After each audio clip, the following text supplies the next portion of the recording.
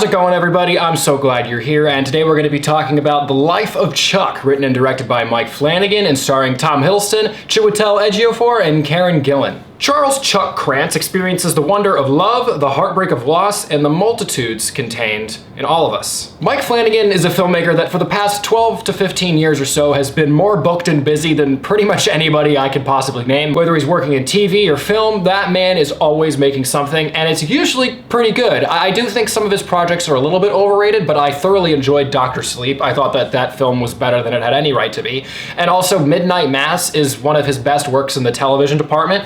I think that show is wonderful. And The Life of Chuck is something very different from most of his catalog. It's his first sort of sappy drama. He usually functions in the horror space, and so I was really interested to see what he was going to be doing with a project like this. It's still a Stephen King project, which tracks for Mike Flanagan. He's known for adapting Stephen King material, but obviously it's even unorthodox for Stephen King material. So I was very intrigued to see what he was going to do with this project, and unfortunately I still struggle to find many things about this film that really worked for me. My biggest issue with The Life of Chuck is that it asks you to feel a lot of emotions. It's basically begging for you to cry at it, but it's not really doing much of anything new, and it's not also doing much with the stuff we've already seen a million times before to warrant asking you to feel a ton of emotion. The film follows a sort of Benjamin Button style structure. It's split up into 3 acts, and we see Chuck, or Tom Hiddleston's life, from the end to the beginning. So the first third is his final days, the middle part is just before he's diagnosed with cancer, and the first part is his childhood to teenage years.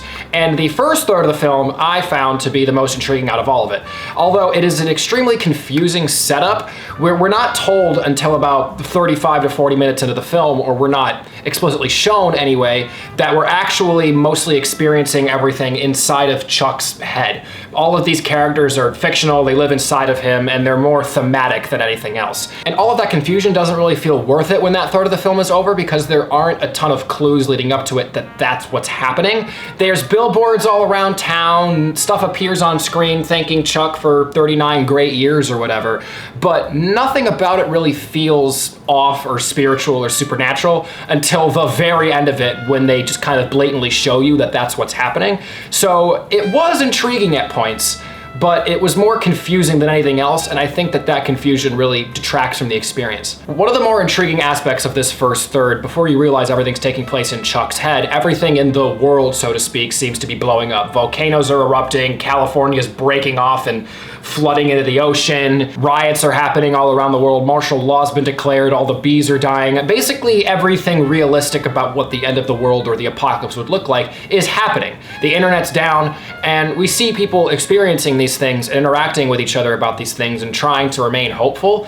But Flanagan's dialogue in these moments is very bizarre, and the things that these people choose to focus on are either overly cliche conversation topics we've heard a million times, accompanied by one of the most overused and frankly annoyingly sappy scores of the year. I think the music in this film is very overused and not great in my opinion. Or the topics are just really random. A couple characters talk for a solid 45 seconds about how mad they are that Pornhub's down.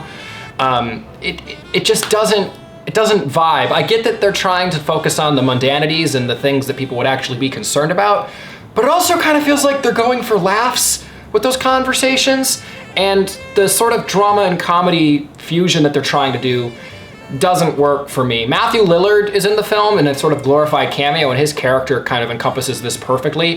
He's trying to express his feelings about the environment around him, but he's doing it in a sort of comedic style of talking while actually breaking down.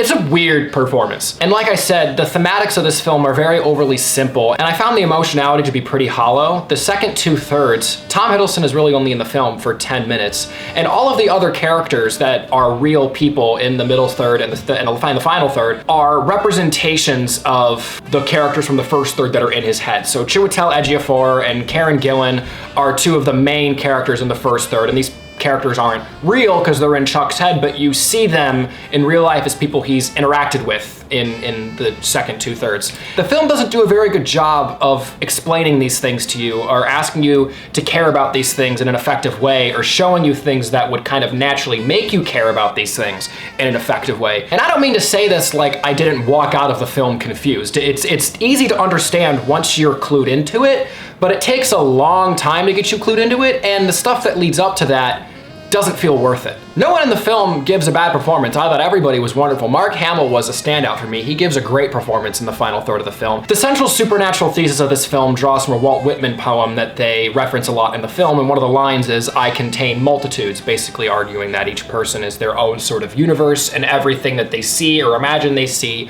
exists within the context of their own mind differently than it would from anybody else's.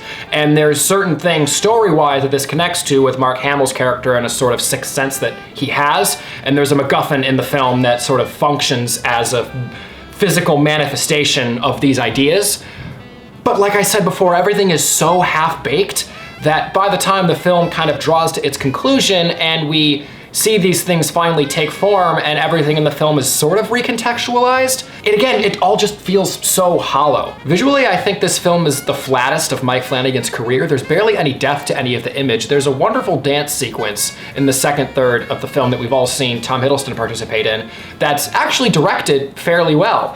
But visually, it just looks like raw footage you would see on like a Progressive commercial, actually. It's unfortunately, it's kind of ugly. There's some visual effects shots that aren't blended very well, and there's a few really pretty moments, but you can tell that it's heavily composited in Da Vinci or something. It's not something that they've actually captured. Nick Offerman also narrates the film, and the lines that he's saying, I'm not sure if this is true, but it just kind of sounds like it's true. It almost feels like they're real lines from the Stephen King short story, which, if that's true, is a cool idea, but it also spends too much time spelling out themes that are already so paper thin anyway, that it almost feels as if the film doesn't trust its audience to understand the basic emotions it's begging you to feel. And every time his voice manifested on screen, I just got annoyed, which is hard to do because Nick Offerman's voice is one of the most soothing in Hollywood right now. I understand why people love this film. It won People's Choice at TIFF. It's got great reactions. People in my theaters seem to be eating it up completely, but it just kind of felt to me like Forrest Gump without any of the consequence or emotional story beats. Chuck doesn't do a whole lot in this film, and the little things he does do are dragged out so long,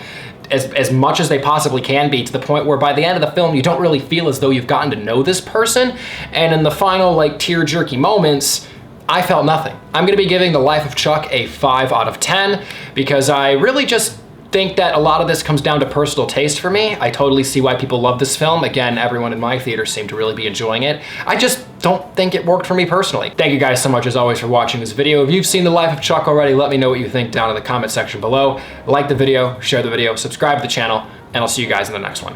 Peace out.